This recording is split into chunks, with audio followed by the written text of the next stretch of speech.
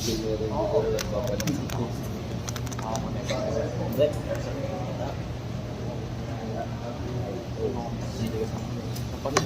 yung bag ko?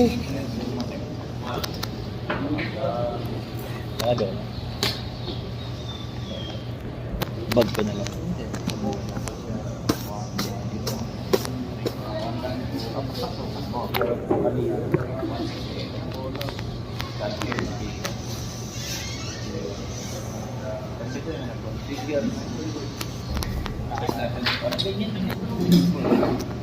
Napasukan ng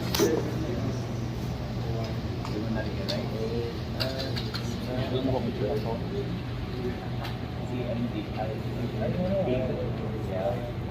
Pag naman na, 50 na sinecheck mo. Wala. Pero sir, transmit page o keyboard.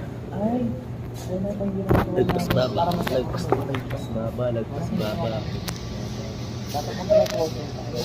Loss or 100% loss. Salamat na. Tigas baba.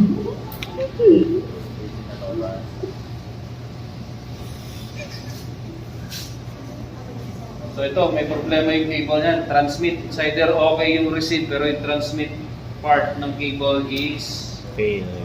mali. Fail. Fail. Wala pa rin. Correct. Wala pa rin sir. 100% loss. Walang connection. Meteo. Ano? Lahat may pin lang. 50.1. Ay, transmit fail talaga, sir. Pero, ay, rugo. Dano ko. Bubo. Baka yung mismo, cable yung sira. Sir, saan po may gagawa ng mistake? Dito post. Straight through, di ba? Straight through cross. Straight through. Straight through. Kasi dito diba? Sir, mag-step na. Tatlo. Yeah. Gusto mo pag Hindi, isang maliit na pumaba. yung dami. Kaya? Their love. Nila.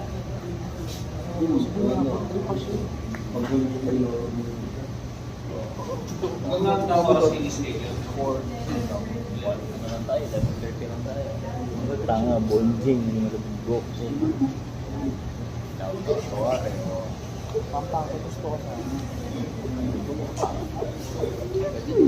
hindi ako lang kanta. Ano ba? Ang sumuha ko ng mirang. Oo. Hindi, kami naman ang pupunta. Isang birthday ko. Ako ka tumingin din. Yan naman ako yung mga sila yung tuloy. At yung mga kapatid ko.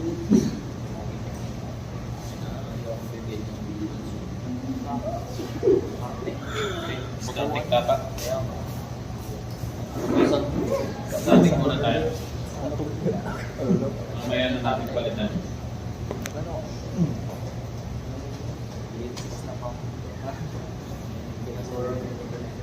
Yan. Ano nyo kasi? 254. 254. May kong palitan isa.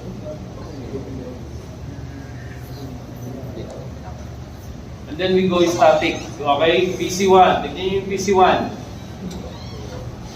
Static IP address. Okay? So for PC1, the IP address should be 192.168.50.1. So paano natin gagawin yan? Pupunta tayo sa network. See this network icon? Yes, sir. Okay, right click kayo dyan. Then open network and sharing center. Center. Change adapter settings. Right click your current network. Properties. Then choose IPv4. Then properties. So from DHCP, gagawin natin static. Ito yung static. Kayo mag-input. Okay? Sir. 192.168.50.1. Tama. And then for the subnet mask, just press the tab key. Okay? Automatic na yan. Oo, angas. Then default gateway. 192. 168 Tama, sir. 50 dot Hindi, 2 dot 254. 2x4. Okay. Tama, pinalitan na natin, di ba? Close natin. Okay, disable, and then this is also releasing and renewing. Okay?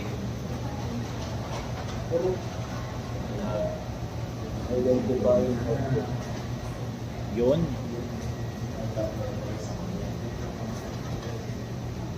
H254. Then, CFD tayo. Bigla, kung may connection. So, 192.168.50.254. So, meron. Meron. IP config. Yun. H50.1. Okay. Nadalan na ang computer. Then, for PC2. Pwede pagpalitan yung IP ng PC2. Ito natin. Kaya mo yan. Kaya mo yan, sir. Kaya mo yan, sir. Kasi ikaw mismo yung mag-set lang. No, sa tol. Ito na. Okay, PC2. Isang oras na. So, PC2, gawin nyo yung IP address niya na 50.2. Static. Volunteer, o manaos ko. Nawas na ako, sir. Ito lang, oh. Kung ano yung ginawa natin sa PC1. Ay lang mismo, sir. Ay Change lang. adapter, right click.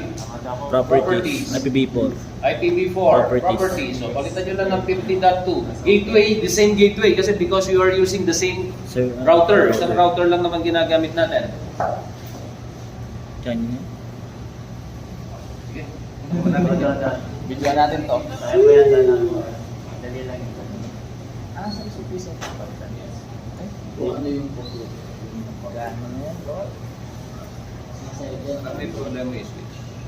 Paano? Recruitment of my network. Pwede ba sa laptop yan, sir? Pwede ba baguhin sa laptop yan, sir? Or not? Pwede ba bang gamitin sa laptop yan, sir? Pwede naman. By the way, class, ano to? Router or access point? Access point. Isa lang yung port. Okay? Pag isa lang yung port, eto, connect mo to sa router. Hindi sa network. Sa router mo to kinoconnect para makakuha ng internet connection. Okay? So, the internet connection of your access point, nakadepende yan sa router. Okay? Okay na raw po ata, sir. Good. Okay? Solid. Identifying. Unidentified. Developer na to. Parang may problema yung switch. Check mo sa CMD. Class, so suspect ko lang yung switch ha. But since anomaly rin computer na mo, yung built-in switch muna yung gagamitin natin sa router. So yung mga devices nyo connected sa router directly. Tanggalin muna natin yung Switch. connection. Okay. Okay lahat yan, directed sa router. Sa switch ng router. Okay. Apat naman, sir. Okay lang.